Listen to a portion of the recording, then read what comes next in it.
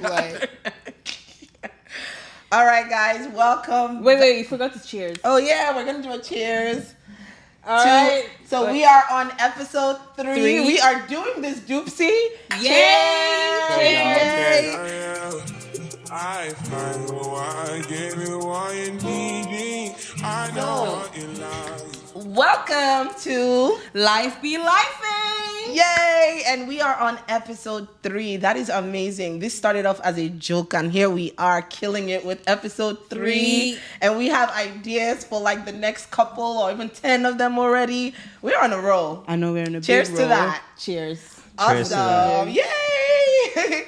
All right, so today we have a special guest who goes by Damola, a.k.a. Damn, Ola. Hey! All right, that's my cousin, my elder cousin, my older cousin. My cousin and my brother by default. Exactly, Don't forget that part, exactly. Please. I mean, we've known Damola our whole life, myself and Dupe, because he's older, clearly. But yeah, we're excited to have you on our podcast today because we want to kind of just talk about how life be lifing when it comes to like, you know, career, just work life, you know. And we felt like you'll be a great person for this just because, you know, number one, you old as F, you know, let's just put it out there. Yeah. You just had to put that out there. You old, but now besides that, you have, you know, you've been through life in America. You went to high school, primary school, high school in Nigeria. You moved here as an immigrant, went through college for how many years? Years, bro. That's a story. That's a story. That's a story. That's a story in itself. We're gonna go into that, you know, and you know, here you are flourishing and doing amazing things. You know, we all look up to you for these things that you do. So we're really excited to kind of pick your brain and just talk to you and just kind of share with us the world, like how life be lifing, you know, all the craziness of adulting when it comes to work life, right? Oh, that's the real life in. Right? Exactly. So yeah. Duke, were you going to say something? Yeah, I was going to say that, you know, we've also seen the transition, you know, from your baby boy phase, you know, to your... From the turn-up phase. I know. To now you're in your professional phase. We want to know how that happened, what changed, when, or how you felt during, like, you know, what prompted some of your life-changing decisions, because it's also curious to hear things, not just from a woman's perspective, which I'm sure we're going to hear, I mean, of course, from us, but I'd also want to hear it from your perspective and how that journey has gone. And just for those that watched episode 2, so this is Papa's brother. This is the person we were talking about when we said we all went through the party stages in Maryland. Oh yeah, so, we went there. So yeah, so let's kind of dig deep and kind of start the conversation of like how work life really is an adulting life be lifing moment. You know, even if you enjoy what you do, you just still, like, literally, I came out of my office today, Damola was here, and I was just like, please, what's the way out? What way can I just, like, how can I just give up, but still make money and relax? Because work be, like, stressful sometimes, even though I enjoy what I do, but, like, I be working. So, what's your thought on that? Man, like, it's weird for me now, right? Because now I think there are 3 dynamic lives in my life, right? There's the professional life. Yep. There's the being a husband life. Yep. And then there's the being a parent life, right? That's so it's facts. like it's balancing all of those 3 is in itself a life on its own. I So can life imagine. is really life in y'all. Yeah. So like, how do you? It's funny because that was going to be my last question, which was how do you basically put everything together? Because I feel like in watching you, right? Like you're someone who doesn't know you will probably be like, damn, your life looks well. You have it together, like everything. You know, you got a happy wife looking all good and scrumptious over here, holla. And then you have your kids that are so amazing and like so well brought up. And then, you know, even you as a husband, I watch you guys, and I think I even mentioned it in previous podcast how like I just admire the way you guys are. So like, how do you do that? Like, how do you balance all 3 to have this perfect life? And I know you're probably like, it's not as perfect as it looks. Everybody says that. It's but like, not. It's nothing. There's nothing perfect about my life. But like, it's a good balance it's a balance compared like, to what we see out there.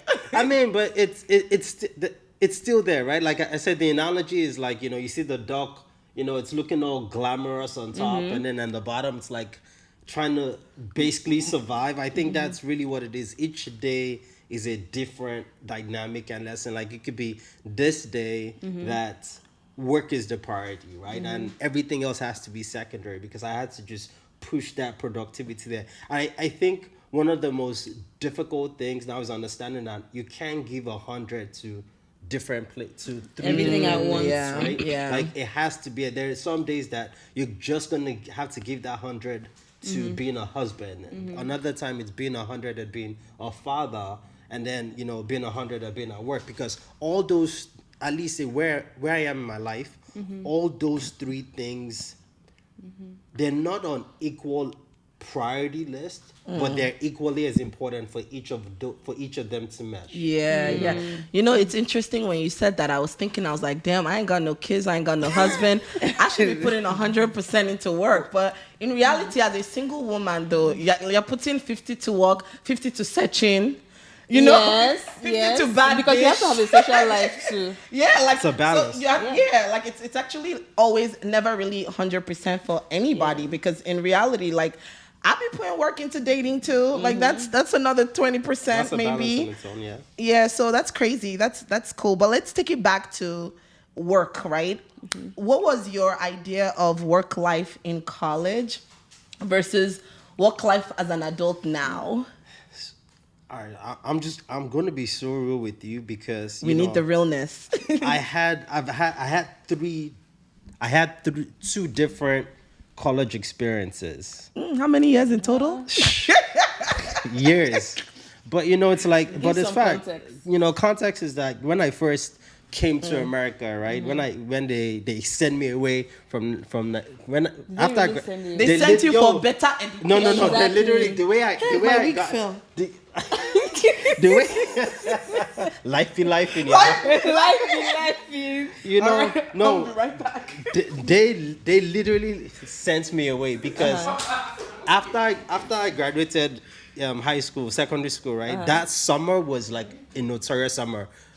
So Pedro, then Moyo and I, we live like 5 minutes away from each other, right? So like and then that summer, their mom was not around. Their mom had traveled. So it was basically me as the elder, since Domi was already in England, and them in the summer, and then it was like them, like an house help, a gate man, and us. So I was always in their house that summer, and like I remember just getting a call one time, and like my mom said, "Come home." I was like, "Okay." I literally came home. My bags were packed. There was an envelope, my passport, my ticket, and money. I said, wow. "You're going to Yankee." America, And I was like, wow. and I was actually pretty upset because I was looking forward to go to Lag. Like me and my boys were like me, Lake Cave, Going to, we're like, we're Lag. like going to get it popping. But yeah, fast forward, but. So that first experience in Maryland as a college student was really just more experiencing living in Yankee by myself.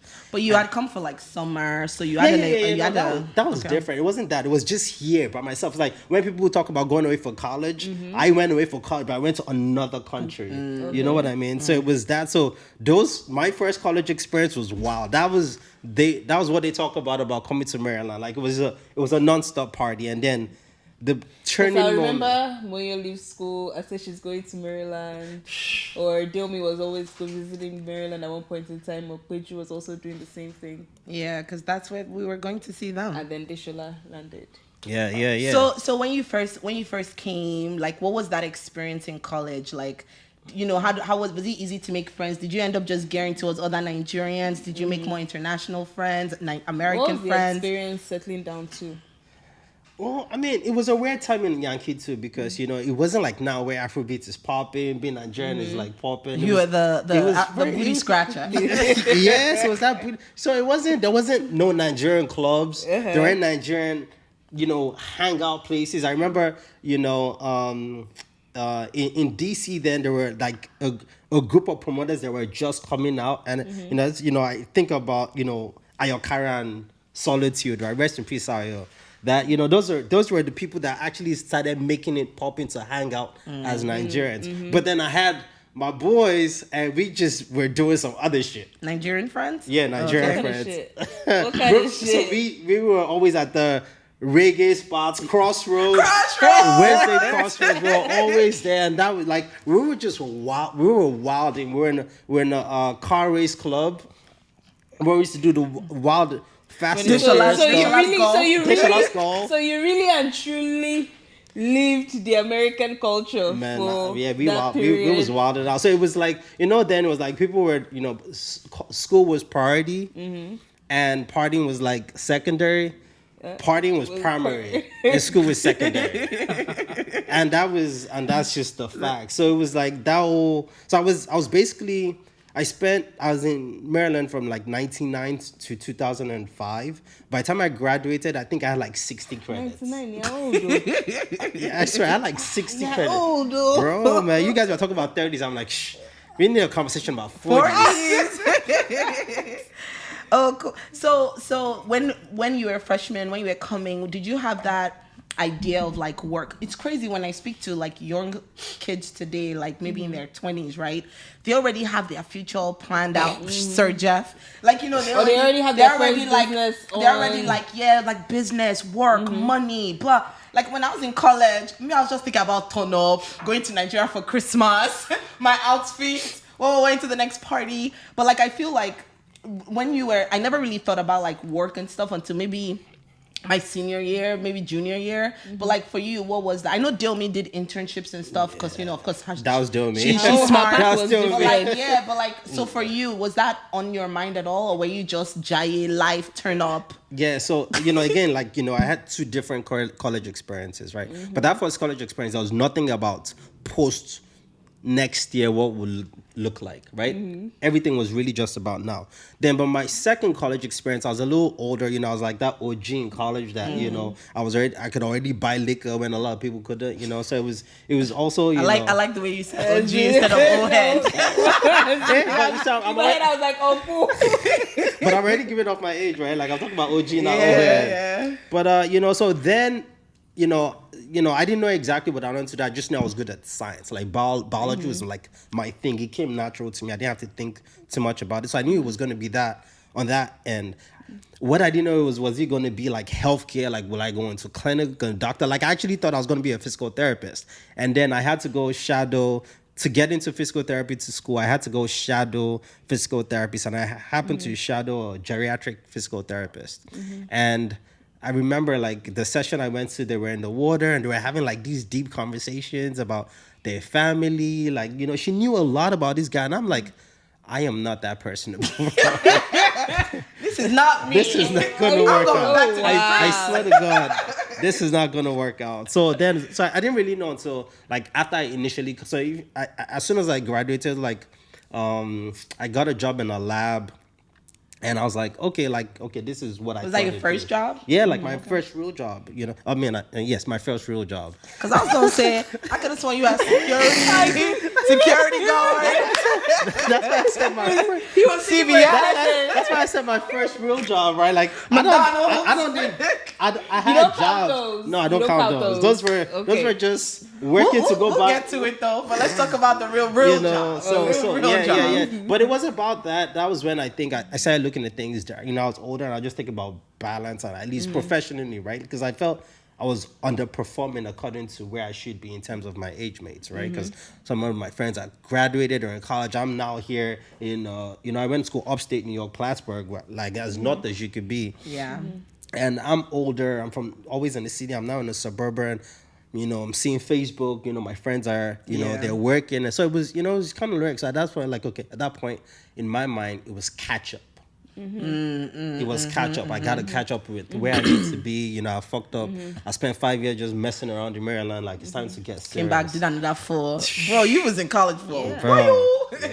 Well, how was that pressure on yourself? Like, how do you think it affected your performance, your thoughts, even your relationships? Because typically before your social life thrived. Yeah. You met people. You were literally with people and everything. So there was a lot of sacrifice you had to make to transition or go through that growth. So what happened? So it wasn't like there was. To be honest with you, I don't think there was like any like there was nothing pivotal, right? I don't think there was a pivoting moment, but it was. I didn't have that pressure even when I went back to college. You know, I had my whole thing going on even when I was upstate. Like I was serious, but I knew that now it was primary was. The books Get I out of needed to college. graduate. I needed to graduate, and secondary was party. Now party as an Ogunle, as an Ikorodu boy, comes the natural blood. to me. In our So, blood. So it's like I could do that in my sleep, and so it was a good balance. In fact, like there are people who I went to school with who would be like they didn't even know that I went to classes because I was always out. So it was just balancing them, but I had a direction. That was the difference. Yeah. That's cool. And you graduated. And look at you today, yo. Glowing. So let's Thanks, take it second back. chances. Let's talk about first jobs in college, like first jobs ever in America. First. I'm the only one those? speaking about experiences, so you No, guys are yeah, good. we definitely have Okay, to talk. all We definitely right, talk. all right, cool. So let's talk about like first jobs in college. Like I remember in my head, I didn't even know that we were supposed to work until after you graduate because I never really saw. I mean, I saw Americans, working in McDonald's, but I didn't think it was They were a in birthright school for us Africans to work in these places, right? But I remember in college, and also my sisters, I'm the last born, so like my sisters were sending me Last money. If born I call them, my syndrome. sister would be like, she was working at that time, so she'd be like, okay, here's 500. Well, balling on 500, I got outfits for 1 month. So I remember like a lot of my friends were getting jobs, like maybe at the mall. So like they'll tell me about their experience. I'm like, I ain't doing that. That's too many hours. Like I can't. So I ended up getting a job at a hotel. There was a hotel right in front of my school. It was a Marriott, a Courtyard by Marriott. So I was there as a front desk person. I don't lie, like I literally probably lasted 6 months. After that, I was like, this life is not for me. Like, I remember that. Yeah, In because Albany, I used to yeah. stand all the time. The only time I enjoyed it was during the summer. Because at my school, the New York Giants will come and play. They stayed in the school to do practice and stuff. So during like the weekends or during the week, their wives, their girlfriends, so all the you got to G's. see all the Like, the activities. place was like G Central. You just see one of these guys walking in with like 2 babes. I'm like, look at her dirty girl. Or like you see the wife come in. Since the people that they were selling gist of $5. I'm telling you, that's why when that meme came out, I mean not the meme, when the Instagram story of the hotel guy with Davido saying that, I was like, I could relate because we see everything, yo. So like my experience working at the hotel, I think that was my first real experience of like, getting money to my accounts. Like I'm like, what? I made $300. In my mind I was excited, whatever. But it didn't last long because in my head I was just like, man, this is a lot of standing, work. right? Like, yeah. Man. I ended up Bro. getting spider veins from standing too much. So that's why like I was just like, I mean, I remember just being like, I enjoyed it just because of the gist in the summer, but like in reality, I was just like, I want corporate America. I want to sit down on the desk. I want to see computers. I was so excited for that life, but that was my first job anyway. We'll get into that later, but that was my first job. What was yours, Dupe? Your first job. My first job. I used to I got a job working as cashier at cashier at the school dining in school. Yeah. So Onida? no, Oakdale. is Odida college? High school. That Onida is high school. College. You didn't say college. Yeah, college. Yeah. I was gonna say UK. In UK, so I mean, That's University of Kentucky. Yeah, to be honest, it was one of the deadest job. One of the deadest. Wait, job. was it the cashier at the restaurant? Like where was the? It was one of the campus grills. Oh, okay. Yeah, but it was deadest job, but because typically if you're understaffed in the kitchen now, you have to now automatically double up. Oh, okay. That's so much manual labor. Actually, when I think about it, if we're really saying jobs, my real first job, even though we weren't getting paid, was in Onida. Because they didn't pay us, but we had to all have jobs. It was a boarding school in Kentucky. I know my mom sent me to school in Kentucky. I usually don't tell people about this, but yes, I was in Kentucky for 1 year. You guys are razzles. Hell, man. We were both in the same school. Yeah. But Yes, we used to. no. I remember people could work on the farms. People could work. Nobody used to work in on the farm. Yeah, I She don't know how wake she. up But like 5 I a.m. beg. We're go talking work about on the jobs farm. that pay money. Okay, pay money. Okay, so that mine was the hotel. Okay, so yours mine was was the cashier. mine was the cashier. What was yours? Okay. Talk a segue. No segue. Nah. Because we know Moyo. So we know Moyo. Nah. Because we know Moyo, so we know. Yeah. Okay, for them so- that so- don't know, you actually planned this so that double up. No. It's conversation. Uh-huh. Okay. Yeah, right. It's relatable. A lot of people probably did security guard, who does bill collector. You know, like Okay, come on. plot twist. That was my first job. My first job actually was J.C. Penney. I remember this because it was like holiday season and they needed greeters. I think. So you were standing Bro, no. But this one was like I had to wear like I wore a suit that day. Like I was actually excited. It was a 3-day job. I was really excited. Feeling like corporate America. Good afternoon. Welcome to JC Penny. Bro, Oh my I was actually super excited. I remember I wore a shirt, tie, suit, all of that, and I was by it was so vivid. It was down the down escalator, and I did that for 8 hours. And I went home and I said, I'm not going to Wow. I was like, nah. But you know, there's that ginger when you get your got first my job. Bro, I think I got paid like $80 or something. Can you imagine? Oh my god, you guys have me 8 crying. hours. Yo. I can't to be less than $80, maybe 60. And I was But just they'll like, take tax now. and I was like, what? Nah, not That's that. wild. You know, I feel like being an immigrant, right? I feel like it's challenging because in Nigeria, I don't think I ever saw young people work in Nigeria. Yeah. So when you now come to America, you don't even think to work until you actually see other Americans that once they're 18, they're cut off. Like you have to fend for yourself. But we didn't have that because our parents were still kind of supporting us one way or the other, right? Yeah, but I also think, I mean, just context for that, I think we also have a different kind of like, we were also shielded from a lot of these things, 100%. right? Like, you know, so I think that played a part to it too. And then the preparation that they gave us was more of preparation for that real life job. Yeah. So it's like Yeah, they just yeah. want you to focus on school, like just pass your grade so you can get a good job. Like that was always like the goal, right? You go to college, even though you party, you turn up, whatever, but the goal is you are getting a job. It wasn't even I might not get a job. You are going to get a job. Like that was it. Not the right? Did that happen? Was that everyone's mindset? Yeah, I mean, Yeah, sorry. there were times when I initially started working while I was in school, my dad would call me and be like, why am I working? There's no need for me to work. Big They girl. didn't send me here I want a to come dad out. too. They didn't send me here to I want a dad you to know. tell me that now. I mean, I didn't Get get out call of me that and tell me office. that right That's now. not the daddy. It's a Zen. I want a Zen. But yeah, so like it was a constant conversation up until I graduated, and I guess it was their fear that working would distract me from school, or I shouldn't even bother with it up until the time I graduate. When I graduate, then I can now start making that. Why am I working for $7 an hour, or however much? Yeah. That is not necessary. That So a quick funny story. So I ended up moving back to Nigeria to work, and then I came back. Then you went to Nigeria to work, right? What was your experience? I won't say my experience, but what was your experience?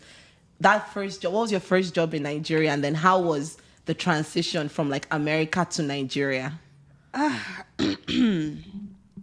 Okay, so my first job, actually, I was quite lucky. It was Diomi that hooked me up with my first job. It's funny. Your dad hooked me up with my first job. It was his son that hooked Shout me out up with my to first Diomi. job. Woo! I know, right? So she introduced me to E, and I worked in Andela with him. Nice. It was quite interesting. Obviously, Andela is an American company, so they were bringing in a lot of culture. So I didn't really experience the Nigerian work culture per se up until I started working for actual Nigerian people. Yeah.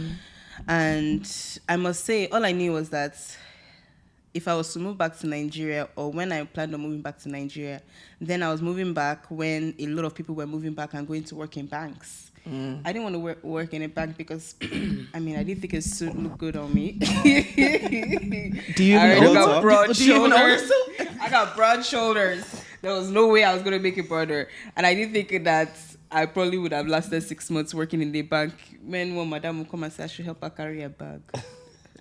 That actually happened to me in DSTV, and I had to shut that woman down ASAP because she was like, because it's okay. So it's very interesting how. So I worked in DSTV while I was in Nigeria, and I enjoyed working in DSTV. I know because you always were at the events. I was because they have events. It was your thing. Exactly, Yeah. but like. I guess DSTV, for those who don't know, is like an entertainment / cable company, it's a cable company in Nigeria. And so I worked there marketing. I was helping them to launch the DSTV mobile. The company itself was just very lit, like young, turn up, everyone's having fun. There's always events because we're next to the entertainment Mnet.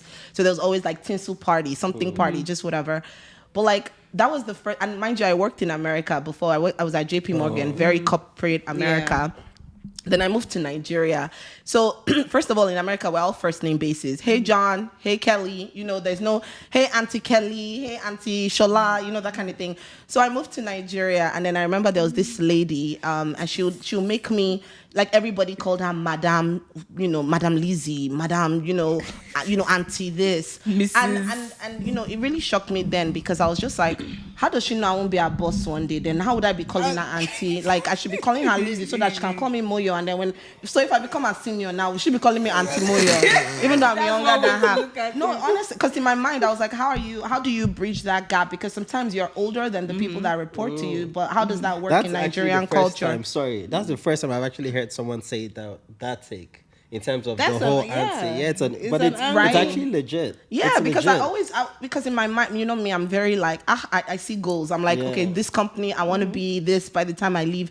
So that's the way I always saw it, and I just always thought it was weird. So she knew I was very like, she could tell I was. She used to call me America. And she used to tell me that she would tell me, I'll show you that you work in a Nigerian company. She used to tell me that all the time. I look, I'll be like, I'll show you enemployed an American. Like that was always we had that unseen battle. So like there was a day, like she'll always tell people, like, all these people kiss ass in Nigeria a lot. So as soon as she just stands up from her desk, everybody will run to grab her bag, carry her water bottle, carry her lunch box, take it to her car for her. But me, I ain't doing none of that ever. So I remember like one time she literally said, no.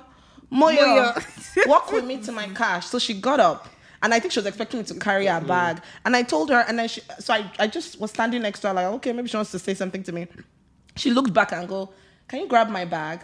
So I grabbed the bag and I did like this, like take your bag, And she was like, oh no, take it with me to the car.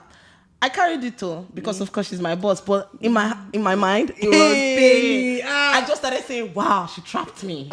She trapped me." I was like, but that's Nigerian culture. Is my point. It's like they always try to belittle you, even just because you are underneath them or whatever the case is. But that's just one of my experiences. The stories. But one thing I loved about Nigeria is that working for DSTV was. Even though it's in Nigeria, it's actually a South African company. So a lot of times, I remember my friends that worked in like other companies, they'll be complaining about salary coming late. It's the first, they've not received money. What was your payday? DSTV, they were on time. What day? In fact, they never failed. Not once did I ever worry about paycheck. And they gave us a good bonus. Nigeria, they do that thing where, I don't know if you're familiar, but they do that thing where like they give you 10% of your salary ahead because, rent is for a year, whatever. So they give you a big chunk.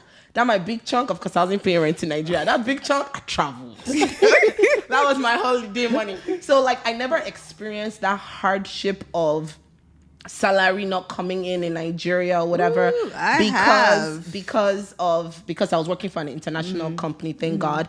But like I know like working in Nigeria was hard because you went through that, like working for another company where like literally we're in Nigeria December about to turn up. Dupe is like, Moyo, man, my account has not dinged. That's wild. Yeah. Wow. And it took like almost 2 months before they paid her. Like that was wild. Like, crazy. yeah, Sorry, it's crazy, yeah. I'm just thinking about it from a psychological concept. It's also almost crazy. Like it's also indoctrinating that the people that work under you now will never work over you. Exactly. Based on that thinking. Yes. No, that thing is but crazy. Yes. Because if I'm calling you uncle, auntie, psychologically, yeah. you are never thinking you're going to. Imagine me not even like as comfortable as I am, me not even receiving my salary when I'm supposed to receive it. Imagine those below me that are not even like getting Earning paid that as much or yeah. earning that much or as not as comfortable. And it means more to them. It means, yeah, Yeah, exactly. that's wild. So you see all that's happening, and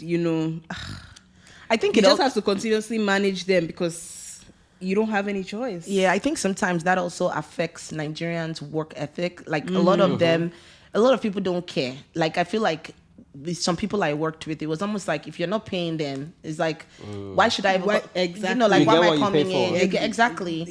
They What lose you don't morale. But DSTV, people were loyal. Like there are people that used to be there for long, and I can understand why. Even if you're not happy, you just stay there because at least your paycheck is coming Stability in. is skill. And why do we work? Is it not so that we can sustain our lives? We need that paycheck. Yeah. And then I hate when you don't pay. And then you expect me to come to work 9 to 5. Honestly. If you don't pay me, I can come to work at 12. And then I expect you to put in the same amount, the same work, if not more. That meant they're paying you. I swear to God, because they expect your morale to be high. Tip top. And also in terms of growth as well, I feel like America, you grow faster from my experience than you do in Nigeria. Like in terms of promotion, in terms of even new knowledge, learning something new. Like when I was in Nigeria doing it was harder to get that development that I needed. I don't know if it's changed now, you can tell me.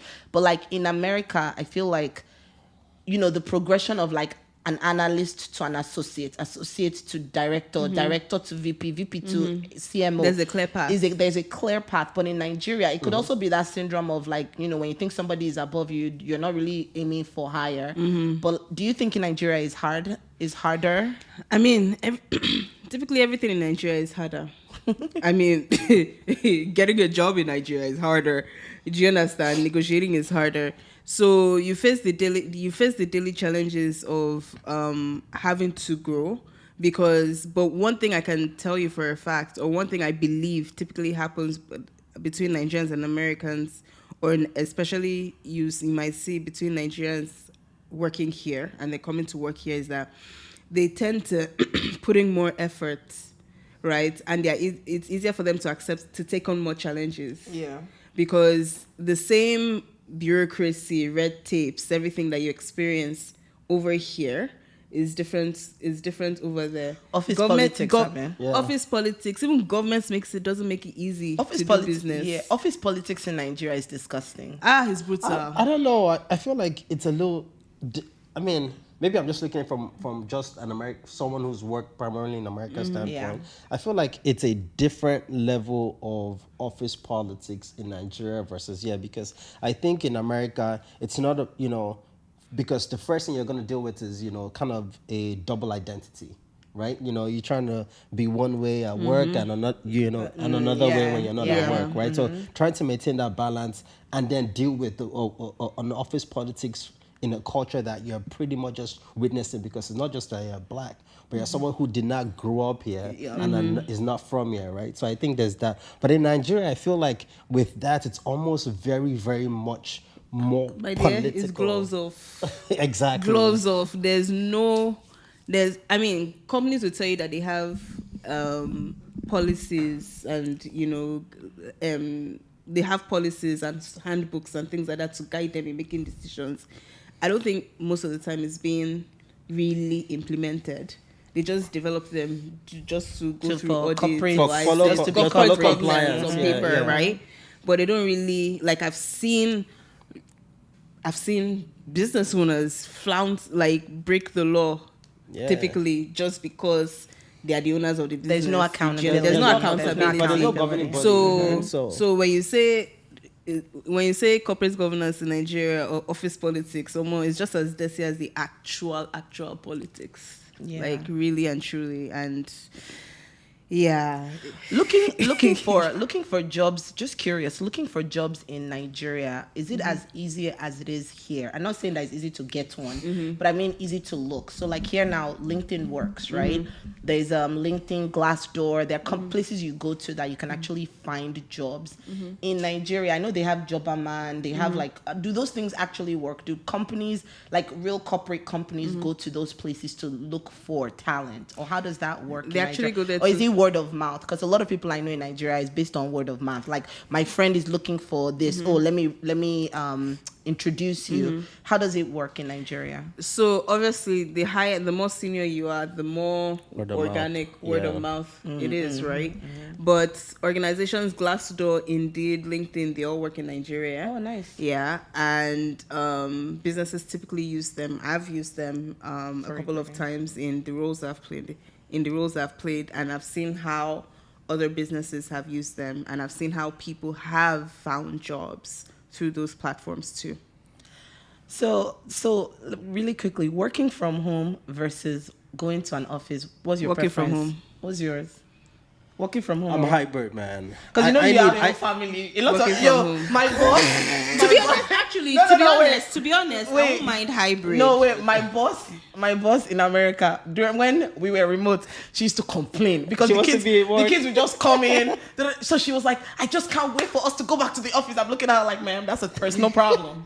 I like my No, own. I actually don't mind hybrid because, I mean, just to get some activity, just to get some fresh air, just to get a bit of different. I mean, it's just to get a different work environment. Personally, Once in a while, I yeah. would say hybrid. But hybrid, depending on my schedule, I want to be able to work from home for like 2 weeks and come in once a week, Oh, I once see every what you're 3 saying. weeks. So not like a Yeah, routine tell me 3 days. that I have to show up 10 days a month. I'm different. And I I'm can very do it I'm very anytime. routined. Like, is either I'm in or I'm out. Like, I don't need the grays, the going 3 day here, 1 day, then I have to be carrying my laptop with me every day, carrying laptop to the office, set up again. Like, I want to wake Because- up and just go to my desk. I So, mean- so if I wait 1 second. So if, like, for example, when I used to go into the office, I do not take my laptop home. I don't give a fuck serious? if I once I close that it laptop, stays I there. am not carrying it home. Man, I And remember let me when I tell used you- to think that That's- actually, businesses that's would true. die if One I don't second. if I don't do the work. Well, that's because you used to think it's your father's company. I swear to don't. God, I No, swear. I had to put the Cross I the put line. that line there because when I go in, funny enough, okay, going in was tough because we used to gist a lot. but, Yeah. but like, I mean, what I mean is, I guess I don't do both. I like one way. I'm very routine. So it's like if we're doing office, I want to keep my laptop there. I want to know like when I come in with my cup of coffee, I open it, I check my emails, like routine. I've seen If I'm home, I see it in the morning. Wake up, I rise am and shine. a very routine Make person. her coffee. And Dance once I go off my routine, Spider-Man. It messes it's you so up. yeah, it messes me up. Even in like my mood, my meetings, like I'm just there like I need to do my, like I need to pause. I need to go and get my coffee, like start my routine all over again. That's just how I am. And then even at home too, it's routine. Like I literally will go in, I open it, I know exactly what I'm doing today because like I like that routine. So I'm not really a hybrid person. Like give me one or the other. But the only reason why personally I prefer working from home to office is because of office politics. Like for some reason, drama just likes me. It just follows. Even That's when I not like don't a want personal to. problem. It's a big personal really problem, does. but drama just likes me. I don't know, maybe because me, I'm a very juvenile person. I like to have gist. People always social. in an office setting. I don't know why, but everybody wants to come and tell me their deepest, darkest secrets. I mean, I listen and I'll even give feedback. So, and that's how I put myself into the drama. But in reality, like I like the fact that like once you hang up, it's like a hang up situation. Like you don't know anything too much about me. I don't know much about you. Keep it. Let's focus on the work that we're doing. So I personally really like this whole work from home thing. Damola, I know it's different from you because you like social. No. You are a social butterfly. You like people. So Yeah, what's I your like take on hybrid. it? So that's why hybrid is important because, first I like the flexibility of working from home because it gives me a lot more intentional time with the boys, with Rumi type of thing, and just Shout more out to flexi- Rumi. just more flexibility. But I'd also like the hybrid because I'm also very career driven, and I feel like and I know that this is not industry agnostic, or it is industry agnostic, but like there are some industries where you do have to still rub shoulders to move up, right? And and I am in one of those careers. So how do you develop that? If you're remote or you're virtual, you don't develop true professional relationships. Everything is all virtual relationship. I'm not saying virtual is real or not real. I'm not going to get into that argument. Yeah. But it's about, it's not personable. So how does that person have a vested interest in your professional development? So for me, I like the fact that like the company I work for, they create these meet and greets and like let's have meetings maybe once a month in another state or another, like we all meet up in different places because my company right now is fully remote. And I like that. I prefer that. Like those are the times, like I mean we went to Mexico for a week as a team building, and that was where I got to like rub shoulders, meet like the CEO, which was amazing, you know, it was nice to put a real face to it. So I like that part. But in terms of like when I guess when I say hybrid, I mean like 2 days in, 1 day at home, you know, like three days at work, 2 days at home. Like that weekly thing, I don't like it. But that once in a while, I don't mind it. So the one you like, which is like 2 weeks work from home, 1 week going, I don't mind that. But because I can control how often. Exactly. I can control how often you see me. If you're pissing me off, let's just be working from a distance. And just I know keep it that professional. we're sending each other. But when you have direct reports, does that kind of mess you up too? Because if I have direct reports and I'm going into the office, I expect them to come to the office so we can just meet together. But if it's like I don't know when this person, if you're coming in today or not coming in tomorrow, like it's a little confusing to me. Maybe it's also part of the fact I like routine, so maybe that bothers me. So again, sounds like a personal problem. Exactly. Sorry, Yeah. Yo, you coming for me hard on my personal problem? Really does. You're No, using my it word really on me. does. You know, but I think about it like, so my hybrid is kind of like your hybrid. Like I just want the flexibility. If I wake up today and I want to come into the office, I should be able to do that. That's the type of hybrid I'm talking about. Not that it's fixed. Fixed. Okay. Not Yeah. it's fixed on you have to come to, you know, it's really a true hybrid situation, right? So and then that's my take on it. for direct reports, to answer your question, for direct reports on meeting days, just agree on what days you want To you come need in, them like to the come in. team comes in I know on- that if you're meeting 10 times a month or however times, these are the dates that you have to be in the office, and that's it. Yeah. Well, because But then that's if you're lucky and you have one direct report that have sense. If your direct report no have sense, so again, that's your when person. when That's I your work problem. with, so I, you know, in some of the leadership development that I do for work and personally, you know, Gen Z or managing Gen Z is I was about to say actually- Gen Z. is actually a conversation on its own. We right? had So that- we had it's that- not, we had it's that all in the last- communication. So now it's sorry, in terms of how I, you know, manage direct report that are virtual is like or remote is. Let's have a Monday or let's have an open communication. What is your expectations today of me? What's the expectation of you? Are you going in or are you not going in? I mean, my company is based out in California, so it's like, you know, you're not worried about me sneaking up on you because it can't happen. Yeah. Right? So it's like, okay, what days are you going to go in? What days are you not going to go in? And the days that you're going to go in, I will program it where if you don't go in, not that I need to know what you don't go in, but it's also about productivity, right? This is, as I'm building, at least, you know, I'm just building my team, so I'm just learning their, you know, their ins and outs and what works for them, right? So it's also a way for me to test them, right? So it's letting me know that, okay, I can take you, I can take you at your word, right? Because if I tell you that, okay, we're gonna do this, or you're gonna do this on a Tuesday, and I schedule things around for you on that Tuesday, and then I get repeatedly, you're not making us up. That already tells me how much I can depend on you. Yeah. So last year, Dupe was working from home, hybrid actually. So when I would talk to her on the phone, you know, she would make it sound very easy. Like, yeah, I'm just working, you know. So I decided to do, you know what, because I think this was when COVID was over. Everybody was going back to the office. So my office now said, everybody back to the office. I said, I'm traveling, you know, because I was trying to prolong it as much as I could. So I decided I'll go to Nigeria for the month of March, right, to just go work from there. In my mind, I was thinking 3 weeks. I did not know March was 5 weeks. Like, literally. So I ended up being in Nigeria. And it flew by quickly. I ended up being quickly. Yeah. I don't think it was quick. I ended up being in Nigeria for 5 weeks, working from home, right, in Nigeria. I Waking mean, up at odd hours. yo, the struggle was real. Like, I actually wonder how these travel bloggers that have full-time jobs do it, like go international. Because first of all, let's talk about time difference, right? So I was working 3 p.m. to 11 p.m. every day, Monday to Friday.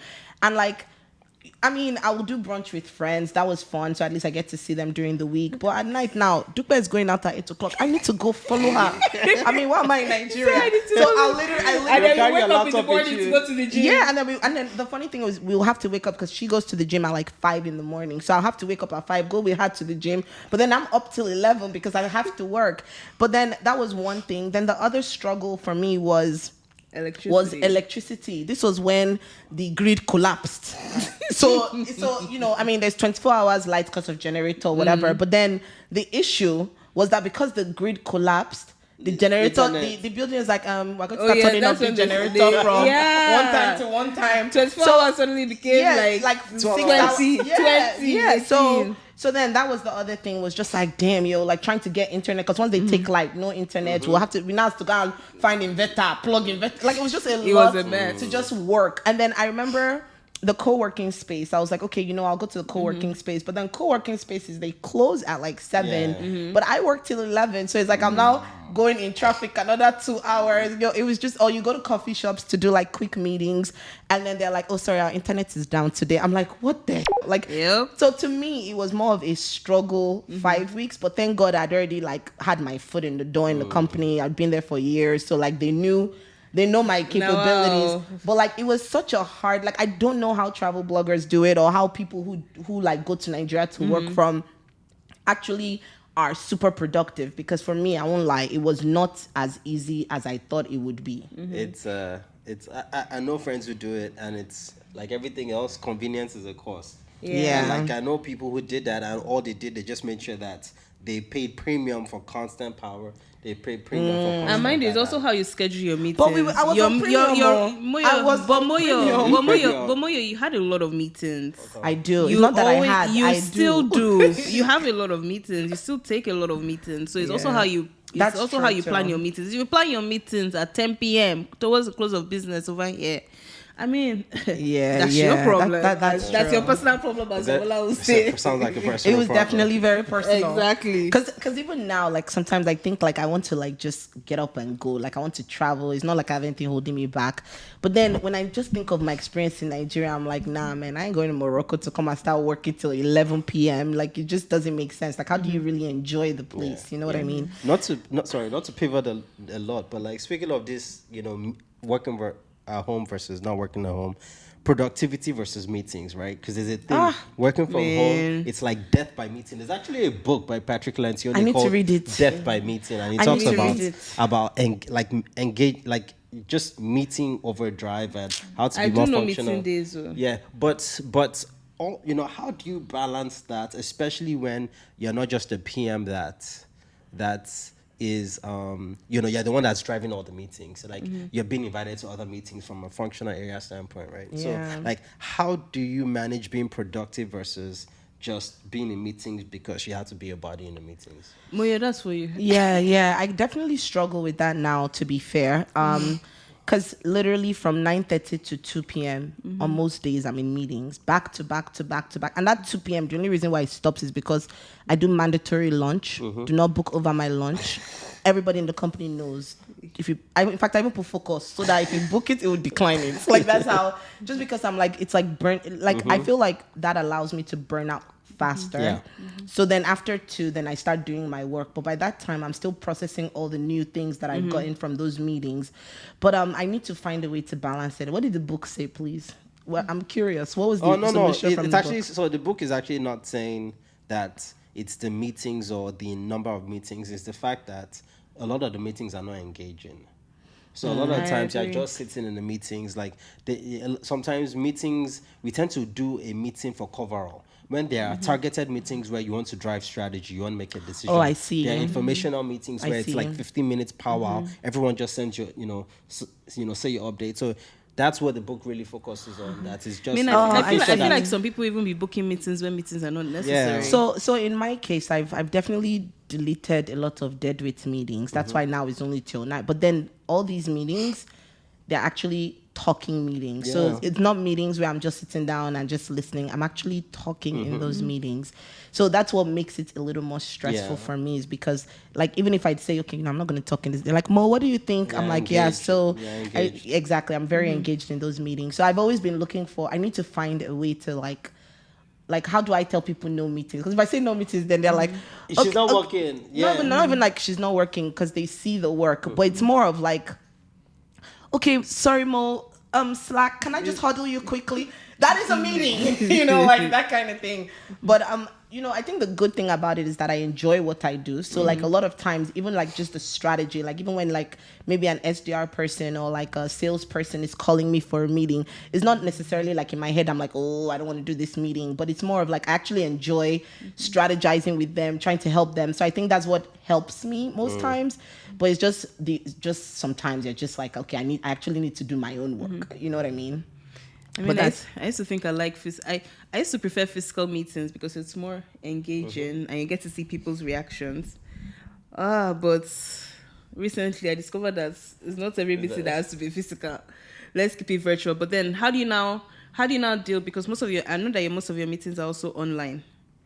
How do you now keep that? I know you said it's engaging and everything, but how do you not get tired though? Because you do this. I've been here with you literally for less than a week, and you're in meetings back to back to back, like non-stop. And mind you, I know you said most of them meetings are talking. Most of them meetings are actually hand holding your team members. Because I'm like, because a lot of them they call like that's the thing is like when they call you and they need help, even though it's not really my job to do. Like I'm not a website developer or I'm not a but I'm literally doing I'm helping. It's just my nature. I think I say this all the time. I'm very solution driven. So when people call me with problems, as much as I want to be like, girl, bye, it ain't my problem, I would want to find a solution for them. Then I work through it. It's hard. I don't know how to do the balance. I'm trying to find a balance myself. Do you think that's a personal problem in the fact that, you like to be engaged?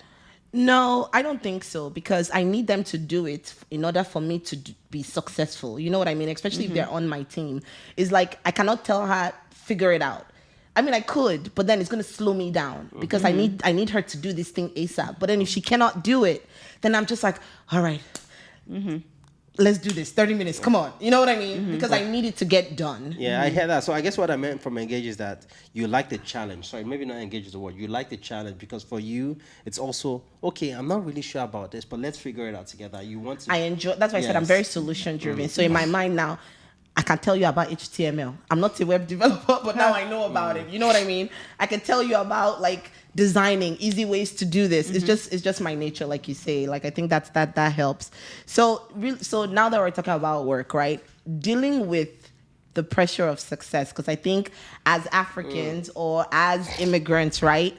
Even humans, just anybody that's driven, we deal with the pressure of success. So in my head, I feel like life be lifing for me because my own pressure does not necessarily come from anything but myself. I don't know where I got that thing from, but like I just want to be successful. It's like I just want to have. I think my main goal is I just want to be able to enjoy life. And to enjoy life, you need to make money. Which I don't think is such a bad thing now. But then I think because of that, I put so much pressure on myself, and even this whole thing of helping this team and that team is pressure on me, because technically the same way I figure it out is how they should figure it out. You know what I mean? But it's that hunger for success, right? I want to make sure.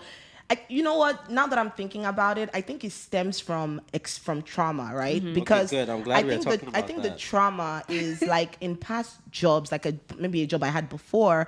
I remember, like, I think I mentioned this also, like, where you would work so hard and then maybe they're doing layoffs, and sometimes I always think I've been in the position where we're talking about laying off people, and I see the way how like the thought process of it happens. So in my head, it's like I just want to make sure I'm doing all the right things so that if I don't know, I think it comes from that trauma. I can't connect it, but I think the pressure comes from, let me make sure. Okay, this is now I remember. So I remember one time when I got laid off and they were laying off people, doing my best and everything, they still laid me off. And when I asked, they were just like, oh, we're laying off any team that's not revenue generating, right? So then that gave me this shake, because I'm like, hey, marketing, how am I going to justify and add revenue? And it's crazy because even before what I do became a thing, before demand generation became a thing, I was already doing it. And I did it because I was trying to secure my own job for my next role or whatever.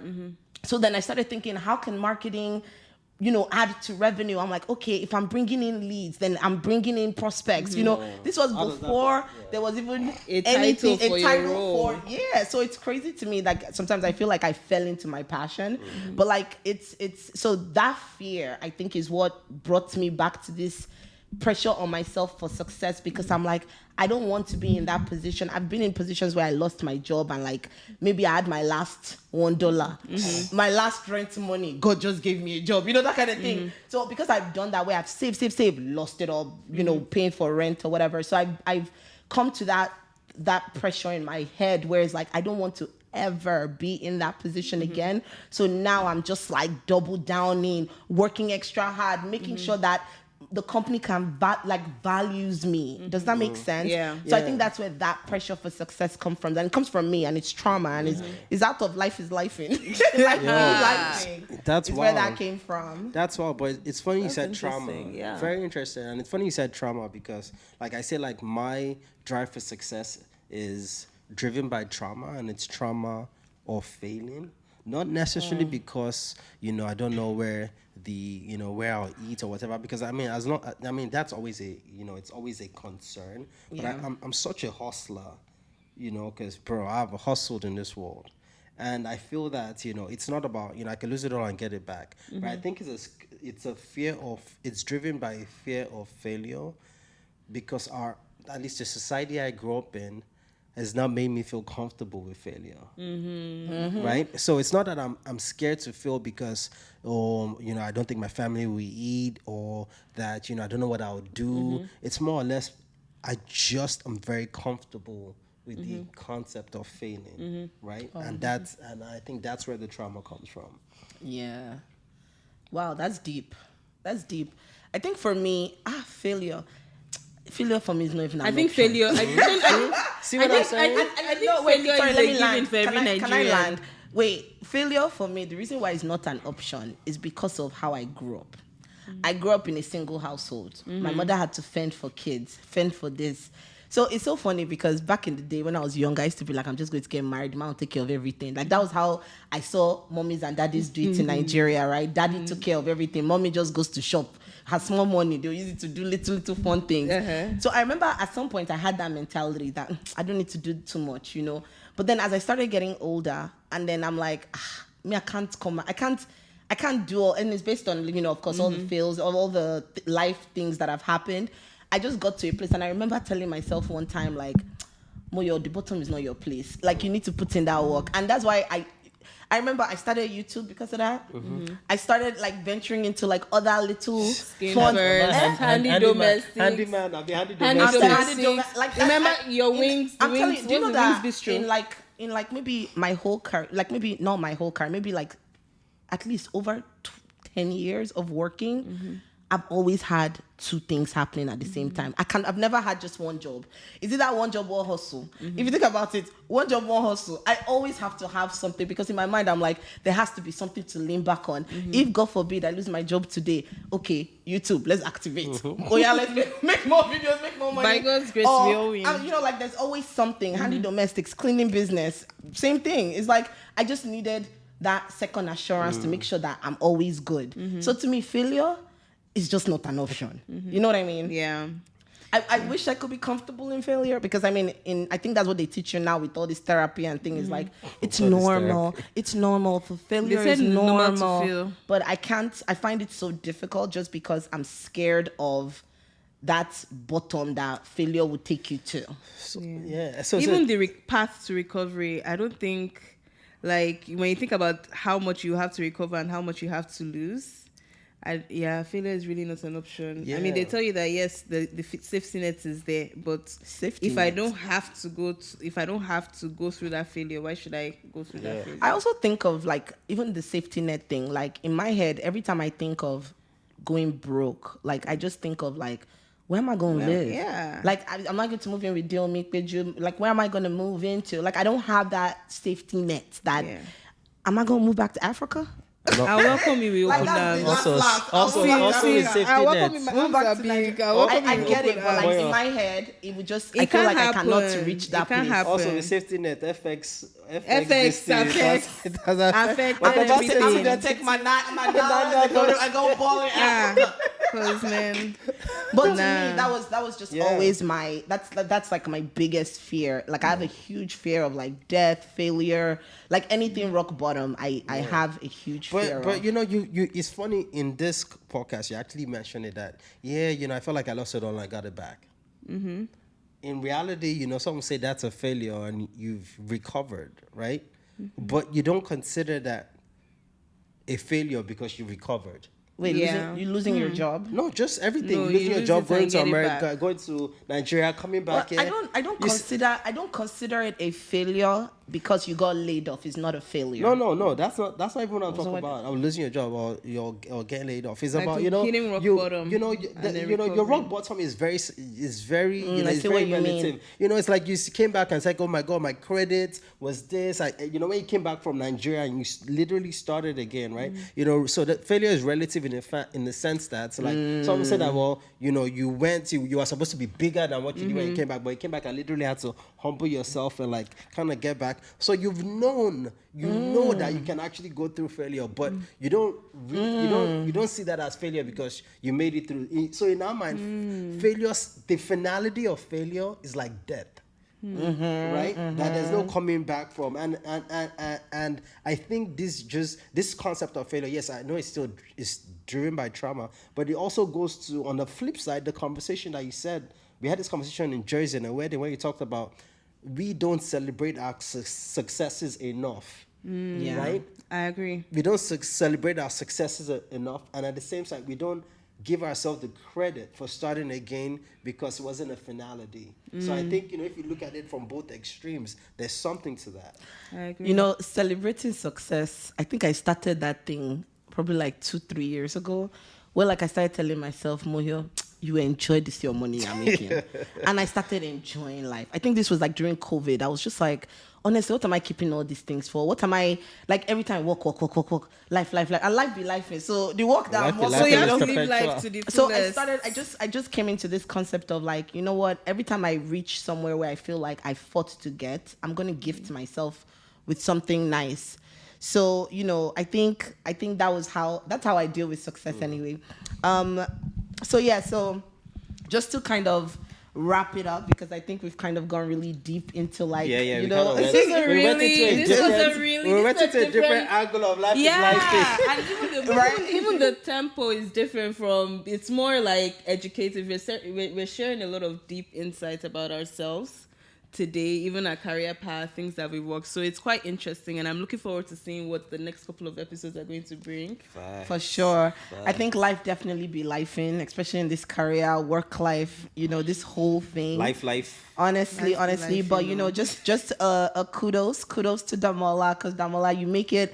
I mean, you're older, you're like our older cousin, and we all look up to you and stuff. It made and me sound like you I'm make so it- old. I'm not you that are, old, guys. Yeah, old. Yeah, you're on the fourth floor. Okay, I know that, but I think in reality, you make a lot of things look easy, even though, like you said, we don't see the backside of it, right? And of course, you have a good partner that makes it even easier looking, because our dear Rumi, my baby. So, but no, in reality, I think we it's definitely have to invite Rumi soon, I Moyo, think- because we've done like 5 different shout outs to her today. So Rumi, But soon loading. But I think it's really dope how you compartmentalize your The life. Nigerian accent's coming. How you compartmentalize your life and like just make it look good, even though life be lifing. But I think the main thing is just the packaging, life lives, but you got to find a way to move up. And I really love what you said as well about life, about failure, like the way to look at failure. And I think it's crazy because we don't. So anyway, thanks for coming to our podcast. We had a great time. This was an amazing conversation. Thank you. And for those of you listening, don't forget to subscribe. Please join us on Spotify, on Apple Music, on YouTube. And leave your comments. Yeah, leave comments, Subscribe. send us emails, do something so we know you're listening and we know you enjoy this. So follow us on Instagram. It's Life Be Lifing the podcast. And we will see you in the next episode. Peace. Deuce.